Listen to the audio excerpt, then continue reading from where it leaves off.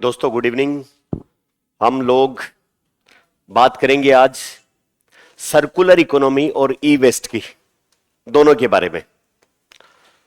तो सबसे पहले तो हम ई वेस्ट के बारे में बात कर लें कि ये क्या होता है, और दूसरी बात हम difference between linear economy and circular economy, इन दोनों के बेसिक कंसेप्ट पर बात कर लें। फिर बाद में भारत में ई वेस्ट की समस्या क्या है और सर्कुलर इकोनॉमी इस ई वेस्ट की समस्या का कैसे समाधान कर सकती है, और इस समाधान करने में भारत में व्यवहारिक मुश्किलें क्या हैं, उन मुश्किलों को सोल्व करने के लिए भारत सरकार ने क्या प्रयास किए हैं, और लास्ट में कंक्लूजन, वे फॉरवर्ड हम अपने हिसाब से निकाले। और एक प्रीलिम्स में तो जितने डायमेंशन कवर होंगे वो होंगे ही, मेंस एग्जाम लायक एक सवाल भी सोल्व कर ले।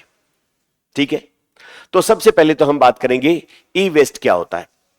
ई कचरा या electronic waste,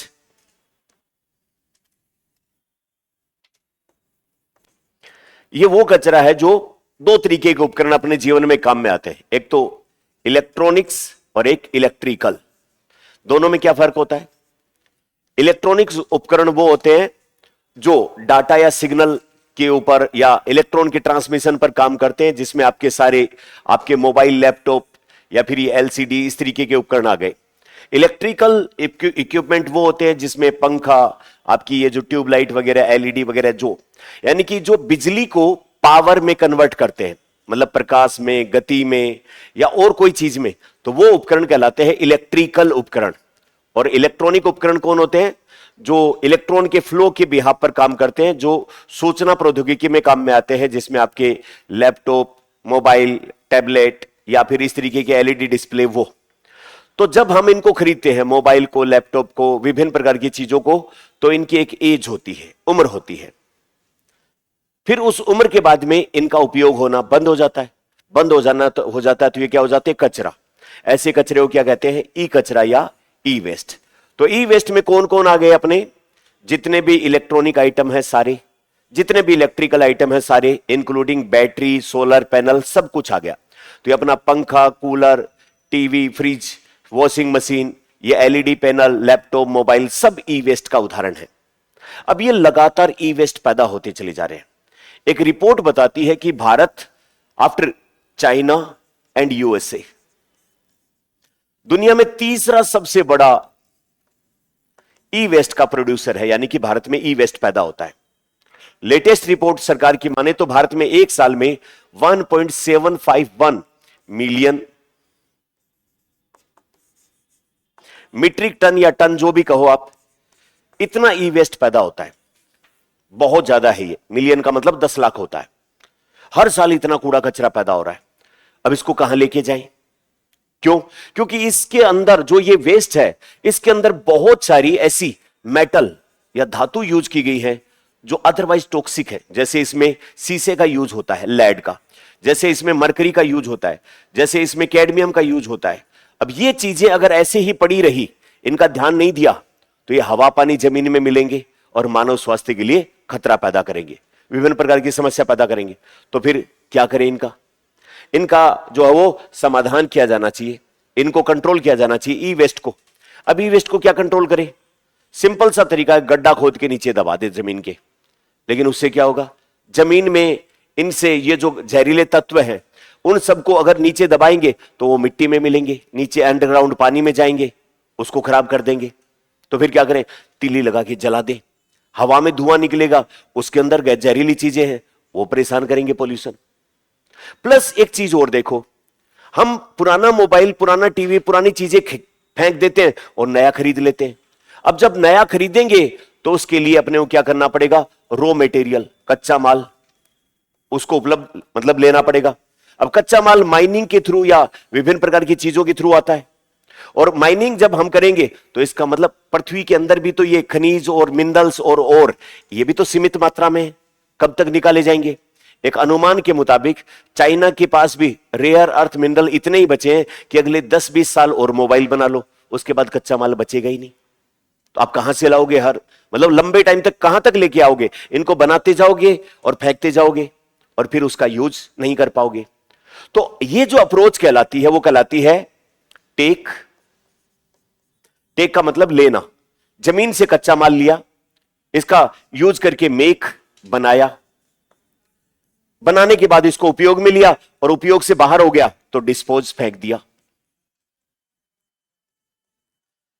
take make dispose जो अप्रोच है यह बहुत खतरनाक है, पर्यावरण के लिए भी, कच्चे माल के लिए भी, सब जगह पर।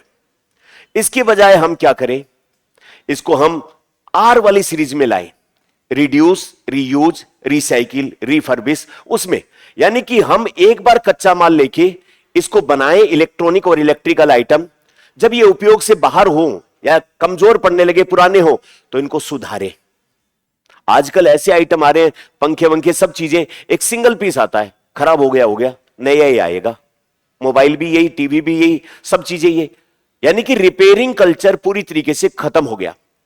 रिपेयरिंग करने को या पुनर्निर्माण करने को रीफर्बिशिंग कहते हैं। जैसे हमारे पास कोई लैपटॉप है, उसमें एक आध उपकरण खराब हुआ, उसको हमने बदल के और वापस से दोबारा काम में ले लिया, उसके दोबारा से बॉडी सब चेंज की, दोबारा से काम में ले लिया। अब वो अप्रोच धीरे धीरे खत्म होती चली जा रही है, मतलब यूज करो, फेंक दो, नया ले लो।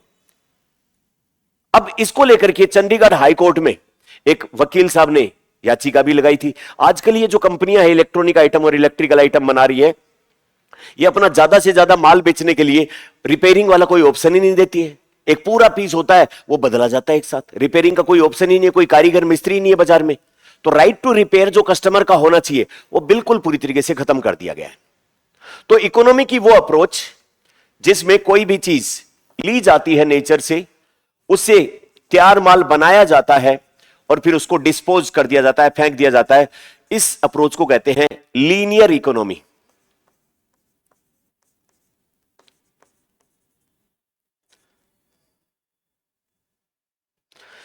रेखीय अर्थव्यवस्था कहते हैं इसको, रेखीय अर्थव्यवस्था। यह अच्छी बात नहीं है। क्यों? क्योंकि ई वेस्ट कब तक बढ़ता चला जाएगा, इसका कोई अंत नहीं है, और फिर कच्चा माल भी नहीं मिलेगा, तो अपने लिए तकलीफ देगी है। तो इसके बजाय हम क्या करें, इसको सर्कुलर इकोनॉमी में बदलें। हम टेक यानी कि कोई नया प्रोडक्ट बनाएं, उसको उपयोग में लें, उपयोग के बाद खराब हो तो उसको रीफर्बिश यानी कि सुधारें, जब वो उपयोग से बाहर हो जाए तो उसको रिसाइकिल करें, दोबारा रीमैन्युफैक्चरिंग करें, दोबारा काम में ले।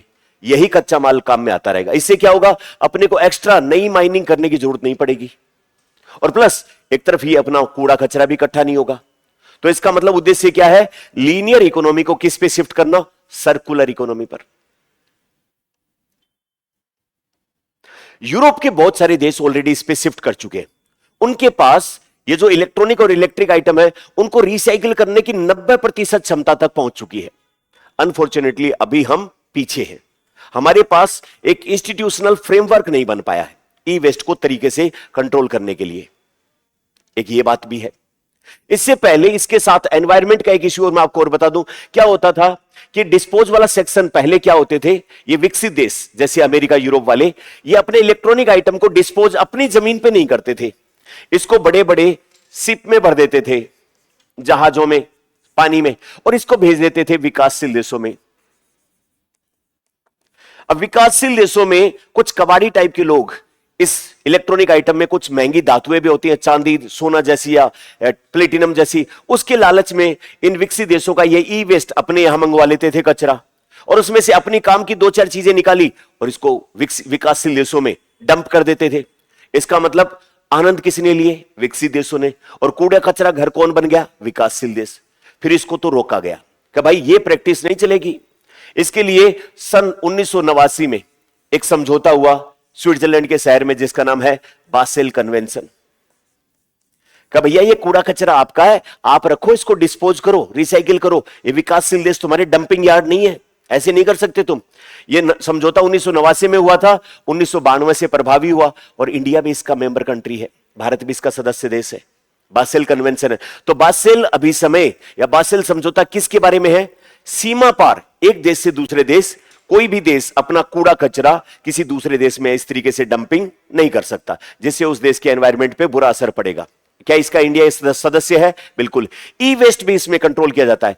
अब मुझे एक थोड़ा सा टेक्निकल बात मैं आपको बता दूं, न्यूक्लियर वेस्ट हो, मान लो एक देश में न्यूक्लियर पावर प्लांट चलते हैं और उसके कूड़ा कचरा यूरेनियम वगैरह जो निकला, क्या वो भी इसमें बेसल कन्वेंशन के तहत एक से दूसरे देश में रोका जाना, रेगुलेट किया गया? नहीं, वो अलग से इंटरनेशनल एटॉमिक एनर्जी एजेंसी है, वो कंट्रोल करती है, वो बासेल के तहत नहीं होता है। इसमें ई वेस्ट, प्लास्टिक वेस्ट और दूसरे वेस्ट होते हैं, जबकि न्यूक्लियर वेस्ट का रेगुलेशन ये नहीं करता है।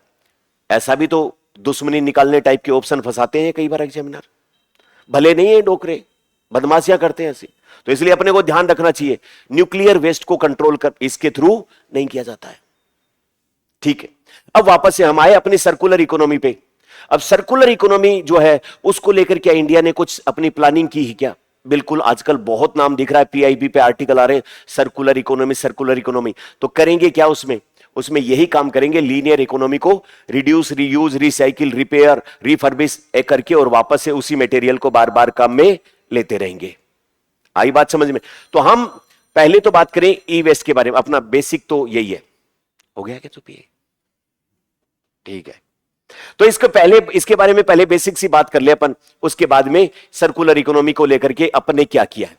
तो मैं थोड़ी सी बातें और आपको बैकग्राउंड में बता दूं, फिर उसके बाद करेंगे। तो ई वेस्ट को इंडिया में रेगुलेट करने के लिए भारत सरकार ने सन 2016 में कुछ नियम बनाए थे, लेकिन ये नियम बहुत ज्यादा कोई प्रभावशाली नहीं थे। तो फिर इन नियमों को रिप्लेस करने के लिए हमने सन 2022 में ई वेस्ट रूल बनाए और इनको और ज्यादा मजबूती दे दी एक अमेंडमेंट, एक संशोधन द्वारा 2024 में। तो भारत में ई वेस्ट को मैनेज करने के लिए अभी 2022 के कायदे और 2024 के कायदे हैं। सॉलिड वेस्ट वाला मत समझ लेना, जिस पे एसआई में सवाल आया था। ई वेस्ट के लिए अलग नियम है, सॉलिड वेस्ट 2026 वाले अलग है ना। उसमें 4 कैटेगरी बनाई गई है। सिर्फ ई वेस्ट के बारे में बात कर रहे हैं, सारे सॉलिड वेस्ट के बारे में बात नहीं कर रहे। तो भारत में ई वेस्ट को मैनेज करने के लिए अभी फिलहाल कौन से नियम है? 2022 और उसका संशोधन होकर 2024। क्या किया गया इसमें किया यह गया है कि जो इलेक्ट्रॉनिक आइटम और इलेक्ट्रिकल आइटम बना रहे हैं, उन कंपनियों को एक नई जिम्मेदारी सौंप दी गई है, जिसको बोलते हैं एक्सटेंडेड प्रोड्यूसर रेस्पॉन्सिबिलिटी, ईपीआर।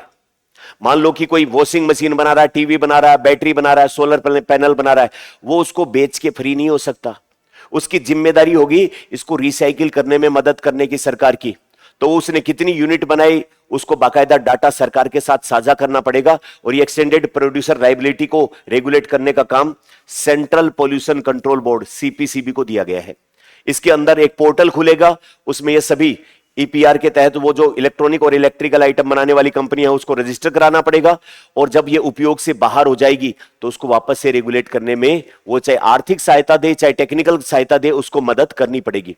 इसलिए आप सिंपल सा एग्जांपल समझो, हम बैटरी खरीदने जाते हैं बाइक की या किसी गाड़ी की, बैटरी सपोज आती है 3,000 रुपए की।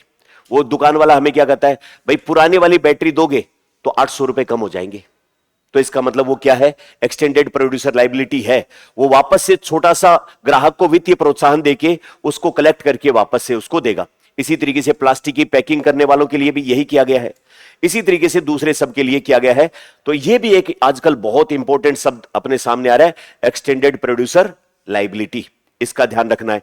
तो इसी नियम ई वेस्ट के तहत इनको किया गया है। प्लस अपनी जो मिनरल और माइनिंग वाली मिनिस्ट्री है, खान मंत्रालय, और इलेक्ट्रॉनिक और इंफॉर्मेशन टेक्नोलॉजी वाली मिनिस्ट्री है, उन्होंने भी इस तरीके के अभियान चलाए हैं ताकि देश में ई वेस्ट को कम किया जा सके। ई वेस्ट को कम करना और ई वेस्ट को दोबारा से रिसाइकिल करना अपने लिए कई तरीके से हित में है। क्यों? क्योंकि एक तो अगर ये कंट्रोल में रहेगा तो पर्यावरण का प्रदूषण नहीं होगा, मानव के स्वास्थ्य पर बुरा असर नहीं पड़ेगा। प्लस ये जो इलेक्ट्रॉनिक और इलेक्ट्रिकल आइटम बनाने के लिए अपने को कच्चा माल चाइना से मंगवाना पड़ता है, चिप दूसरे देशों से मंगवाना पड़ता है, तो उनके ऊपर भी तो डिपेंडेंसी कम होगी। अगर इनका वापस से इनके अंदर जो मटेरियल है उसको सर्कुलर इकोनॉमी में हम यूज करेंगे तो दूसरों के ऊपर क्रिटिकल मिनरल और उन सब के मामले में अपनी निर्भरता कम हो जाएगी। सर्कुलर इकोनॉमी का अपने को यह भी बेनिफिट मिलेगा। तो अब हम इसको लेकर के कुछ बातें करते हैं जो आज हम इसमें डिस्कस करने वाले हैं। तो सबसे पहले तो ई वेस्ट होते क्या है, वो इलेक्ट्रिकल और इलेक्ट्रॉनिक आइटम जो अपने जीवन चक्र के अंत मतलब मृत्यु नजदीक है, अब वो किसी काम के नहीं बचे। क्या क्या आ सकता है इसमें, वो सारे एग्जांपल अपने लिए जो भी इलेक्ट्रिकल और इलेक्ट्रॉनिक आइटम है।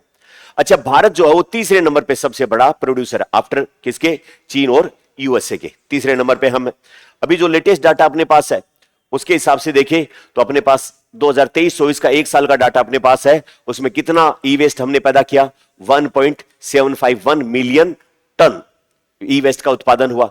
अब इससे क्या हो रहा है, एक तरफ तो अपने लिए आपदा है, इसको अगर सर्कुलर इकोनॉमी में बदल देंगे तो क्या हो जाएगा, अवसर बन जाएगा। है ना, लीनियर इकोनॉमी को सर्कुलर इकोनॉमी में बदलेंगे। तो इसलिए भारत के अंदर ई वेस्ट के बढ़ते हुए दबाव को देखते हुए सरकार के द्वारा रूल नियम लाए गए। कौन से? 2016 की जगह 22 वाले, और फिर उनको अपडेट किया गया 24 में। इसमें क्या किया जाएगा?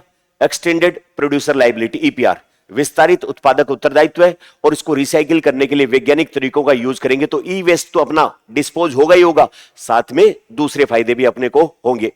ऐसा अनुमान है कि भारत में सन 2050 तक ये सर्कुलर इकोनॉमी के तहत ई वेस्ट को हम कंट्रोल करेंगे तो उसके लिए लगभग $2 ट्रिलियन की इकोनॉमी खड़ी हो जाएगी। यानी कि जो नितिन गडकरी साहब कहते हैं कि कचरे के अंदर इतना पैसा है जितना और दूसरे बिजनेस में नहीं है, बशर्ते उसको रिसाइकिल करने का एक वैज्ञानिक और सिस्टमेटिक तरीका किसी के द्वारा सीख लिया जाए। क्योंकि कचरा ऑलमोस्ट फ्री मिलता है। क्यों? कि भाई आपका मोबाइल जो है वो वापस देखने जाओगे तो 100, 200, 500 रुपए में मैक्सिमम मिल जाता है। जो 1 लाख रुपए का मोबाइल खरीदा वो 500 रुपए में। अब उसके अंदर जो इक्विपमेंट है उनके जो रिसाइकिल करेगा, अगर उसके पास प्रॉपर मशीनरी है तो उससे वापस से वो 15, 20, 50 हजार रुपए की चीज पैदा कर लेगा। तो इसका मतलब इससे बड़ा फायदा तो किसी चीज में है ही नहीं। तो $2 ट्रिलियन के आसपास की इकोनॉमी 2050 में, और इसमें 1 करोड़ लोगों के आसपास के रोजगार पैदा होंगे। इतनी बड़ी अपॉर्चुनिटी है ये। तो इसको हम जो कह रहे हैं ना, आपदा को अवसर में बदले। अगर प्रॉपर तरीके से, आज समस्या क्या है?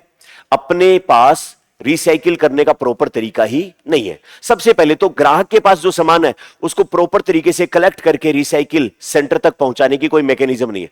सुबह सुबह ये तो महान पुरुष आते हैं आवाज लगाते हुए, विभिन्न प्रकार से अलग अलग लोहा प्लास्टिक वाले, ये वाले, तो वो ले जाते हैं थोड़ा बहुत करके, और वो भी प्रॉपर तरीके से एक कबाड़ी का एक जो होता है उसके पास जाते हैं, और उसमें भी टेढ़ी मेढ़ी चीजें प्रॉपर तरीके से उनको नहीं पता होता है, और वो एकदम मतलब रिसाइकिल वाला काम अपना सही नहीं है। तो ये इस बात को ध्यान रखें अपन। अब उसका जो ई वेस्ट अगर अपना बढ़ेगा तो सबसे पहला डायमेंशन मानव स्वास्थ्य पर क्या असर पड़ेगा? इसमें लेड है, मरकरी है, कैडमियम है, उसे कैंसर और बहुत सारी तकलीफें अपने को सामना करना पड़ेगा, किडनी फेलियर की। पर्यावरण पर प्रभाव, मिट्टी में प्रदूषण होगा, जमा होगा तो बहुत सारी चीजें, और ये बायो मैग्निफिकेशन के थ्रू अपने तक वापस लौट के आएंगी। अपन पढ़ते हैं इसको बायोडाइवर्सिटी में, और उन सब में ये सब समस्याएं इसकी वजह से पैदा होंगी। तो कुल मिला के ये कोई बड़ी चीजें नहीं है कि अपन मिट्टी में दबाएंगे तो समस्या, पानी तक जाएंगी, जलाएंगे तो समस्या, और बायो मैग्निफिकेशन और उन सब तकलीफों से अपने को गुजरना पड़ेगा। तो ये अपनी तकलीफ है, तो इसका इलाज क्या है? इसका इलाज है सर्कुलर इकोनॉमी। सर्कुलर इकोनॉमी होती क्या है? जो आर वाले सिद्धांतों पर काम करती है, लीनियर वाली के बजाय सर्कुलर। इसमें रिड्यूस, अपनी जरूरतें कम करें, बार बार उपयोग में ले, रिसाइकिल करें, रिफर्बिश, दोबारा रिपेयर करा के काम में ले, रिकवर, रिपेयर। तो ये लगातार चलने वाला 6R सिद्धांत के ऊपर काम करती है, जिससे क्या होगा? जो वेस्ट है उससे नया गुड बन जाए। या फिर इंडस्ट्री में एक बहुत ही फेमस सी बात है कि एक इंडस्ट्री का वेस्ट मटेरियल दूसरी इंडस्ट्री का रॉ मटेरियल के रूप में काम करता है। अब अपन ने जो बात कही 2050 तक सर्कुलर इकोनॉमी में $2 ट्रिलियन का पैदा होगी और 1 करोड़ के आसपास रोजगार सर्जित होंगे। ये अपने लिए एक अपॉर्चुनिटी के तौर पर काम कर सकता है। अब उसमें ई वेस्ट से निपटने के लिए सर्कुलर इकोनॉमी कैसे अपनी भूमिका निभाएगी? तो अपन ने जो लीनियर इकोनॉमी की बात की थी, टेक, मेक और डिस्पोज, उसकी जगह बार बार उसको करेंगे तो अपने लिए एक तो कच्चे माल की आपूर्ति करने का दबाव कम होगा, प्लस कूड़े कचरे से निपटने की जो वो समस्या उसका कम होगा। तो इससे बहुत सारे मल्टीपल लाभ अपने को मिलेंगे। मूल्यवान धातुओं को दोबारा प्राप्त करना। अच्छा, एक इससे रिलेटेड शब्द आजकल बहुत ज्यादा चर्चा में है, अर्बन माइनिंग। अर्बन मतलब शहरी क्षेत्र, माइनिंग मतलब खनन। What is urban mining? Generally क्या होता है कि हम माइनिंग करते हैं किसी जो खुले एरिया में जहां पर पहाड़ या और वगैरह मिलते हैं, लेकिन शहरी क्षेत्रों में ये जो ई वेस्ट है, इसमें जो इस तरीके की महंगी धातुएं वगैरह हैं, उनको रिसाइकिल करके जो प्राप्त करते हैं, उसके लिए क्या शब्द यूज किया गया है? Urban mining. तो एक इंपॉर्टेंट शब्द हो जाता है अर्बन माइनिंग। किसको कहते हैं? तो ई वेस्ट से जो वापस से धातु वगैरह जो प्राप्त करते हैं, मूल्यवान धातु या प्रीशियस मेटल, उस प्रोसेस को कहते हैं अर्बन माइनिंग। तो आयात बिल में कमी, क्योंकि हमें बाहर से मंगवाने पड़ते हैं सेमीकंडक्टर वगैरह, उसमें कमी आएगी। ग्रीन जॉब्स का क्रिएशन, एक नया सेक्टर पैदा होगा, जो लोग अलग अलग सेक्टर पे इस पे काम करते हैं, तो उससे एक नई चीज अपॉर्चुनिटी पैदा होगी। एनवायरमेंट में पोल्यूशन नहीं होगा। लैंडफिल में कमी। लैंडफिल क्या होती है? जो कूड़ा कचरा हम गड्ढा खोद के दबा देते हैं, वो लैंडफिल कहलाता है। प्रदूषण में नियंत्रण, कार्बन उत्सर्जन में क्या, सामरिक लाभ यानी कि दूसरे देशों पर अपनी डिपेंडेंसी होगी, क्रिटिकल मिनरल्स की उपलब्धता, ईवी बैटरी वगैरह के अंदर हम इनका कच्चा माल अपने पास हो तो खुद सेल्फ डिपेंडेंट होंगे, दूसरों पर निर्भरता कम हो जाएगी। अब उसके भारत सरकार ने क्या प्रयास किए हैं सर्कुलर इकोनॉमी के लिए? तो एक तो ई वेस्ट प्रबंधन 2022-24 वाले, दूसरा सोलर पैनल बनाने जैसे बैटरी वगैरह बनाने के लिए जो 11 क्षेत्र थे उनको रेखीय अर्थव्यवस्था यानी कि लीनियर अर्थव्यवस्था को वापस से किसमें, सर्कुलर इकोनॉमी में परिवर्तित करने के लिए विभिन्न समिति बनाई गई है, कमेटी बनाई गई है जो अपनी रिकमेंडेशन देंगी और उसके आधार पर फिर काम किया जाएगा। ईपीआर हमने तय किया, जो बना रहा है बैटरी सोलर पैनल उसका एक प्रॉपर रोल होना चाहिए, उसको रिसाइकिल करने में वो मदद करे, उसमें जो बेनिफिट ले रहा है उस बेनिफिट का एक हिस्सा इसको सर्कुलेट करने में वापस से अपनी मदद करे। अब उसके बाद में मिनिस्ट्री ऑफ जो माइनिंग है, क्रिटिकल और मिनरल, उसने 1500 करोड़ रुपए का एक रिसाइकिल मटेरियल यानी कि नई माइनिंग करने के बजाय पुराने वालों को ही हम रिसाइकिल करें। फिर ई वेस्ट में तो आएगा तो मिनिस्ट्री ऑफ इलेक्ट्रॉनिक्स और आईटी का, इसका तो नाम आएगा ही। इसने UNDP United Nation development programme और जीएफ ग्लोबल एनवायरमेंटल फैसिलिटी उनके साथ मिलकर एक 5 साल का एक्शन प्लान बनाया है ताकि बेहतर तरीके से हम इनको ई वेस्ट को रिसाइकिल कर पाए। बेसल कन्वेंशन के बारे में अपन ने दे ही दिया यहां पर साइड में, स्विट्जरलैंड के बेसल शहर में हुआ। ई वेस्ट की ट्रांस बाउंड्री मूवमेंट को कंट्रोल करने के लिए समझौता 1992 में इफेक्टिव हुआ, भारत इसका सदस्य है। उसके बाद इनसे पीछा छुड़ा तब जाके यूरोप वाले और अपने देश में इसको रिसाइकिल करने पर विचार करने लगे। पहले काम में ले और जहाजों में भर के फिर विकासशील देशों में टिका देते थे। अब भारत में चुनौतियां क्या है भाई, हम सर्कुलर इकोनॉमी में इतने ज्यादा क्यों पीछे है यूरोपीय देशों से? तो सबसे पहले तो अपने पास एक फॉर्मल सेक्टर नहीं है जो प्रॉपर तरीके से इसको इकट्ठा करके और इसको रिसाइकिल करे। दूसरा, कलेक्शन रेट बहुत कम है। अपन मोबाइल वगैरह जो भी होती है उसको घर में ही रखते जाते हैं, उसको इकट्ठा करते हैं, कलेक्शन हो ही नहीं पाता है, या फिर उसका प्रॉपर कलेक्शन नहीं होता, कहीं कूड़े कचरे में कहीं पड़ा सड़ रहा और हो रहा है। जागरूकता ये लोगों को पता नहीं है कि भाई अगर इसको अपन रिसाइकिल कराएंगे तो कितना फायदा होगा। उन्नत पुनर्चक्र तकनीक का अभाव, अपने पास एडवांस टेक्नोलॉजी नहीं है जो एकदम प्रॉपर तरीके से सुरक्षित तरीके से उसको रिसाइकिल करे। और दूसरा, कोई एक स्टैंडर्ड डिजाइन पूरे भारत में नहीं है, अलग अलग तरीके से लोग अपने अपने हिसाब से काम कर रहे हैं, कोई स्टैंडर्डाइज डिवीजन जो वर्ल्ड लेवल पर काम कर पाए ऐसा अपने पास कुछ भी नहीं है। फिर उससे निपटने के लिए क्या क्या किया जा सकता है, उपाय क्या है? तो एक तो फॉर्मल रिसाइकलिंग इकोसिस्टम को मजबूत किया जाए, यानी कि भारत सरकार राज्य सरकारों के साथ मिलकर ई वेस्ट को प्रॉपर सर्कुलेट करने का एक प्रॉपर सिस्टम चैनलाइज तरीके से किया जाए। और उसके बाद में एक्सटेंडेड प्रोड्यूसर लाइफ जो रिस्पॉन्सिबिलिटी उसको इफेक्टिवली और ज्यादा इनकी खिंचाई की जाए ताकि इसको अंदर कोई लूप होल नहीं हो। राइट टू रिपेयर को वापस बढ़ावा दिया जाए।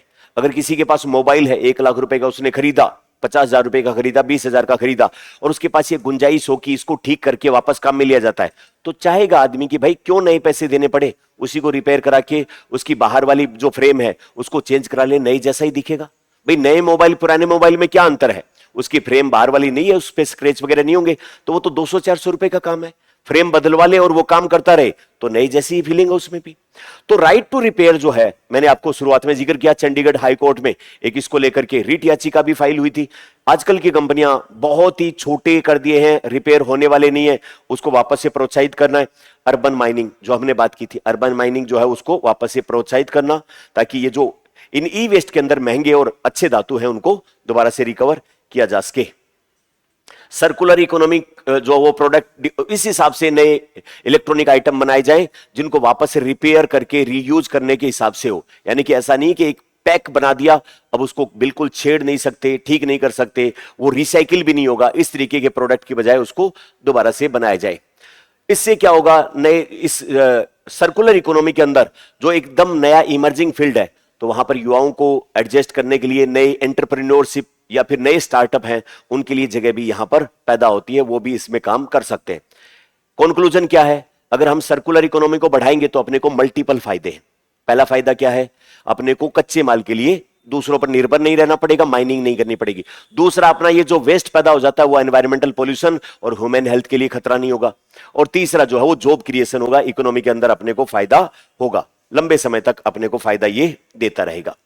अब ये इसका सवाल बनता है कि भारत में ई वेस्ट के बढ़ते संकट के समाधान हेतु सर्कुलर इकोनॉमी की अवधारणा कितनी प्रभावी है और इसके लिए भारत सरकार के द्वारा किए गए प्रयासों को समझाइए या बताइए। मेंस लायक सवाल बनता है, तो इस पीडीएफ के आधार पर यह सवाल आप लिख लें। इंपॉर्टेंट टेक अवे क्या है? तो सबसे पहले तो अपने को पता होना चाहिए what is difference between linear economy and circular economy. दूसरा, ई वेस्ट की समस्या के बारे में पता होना चाहिए।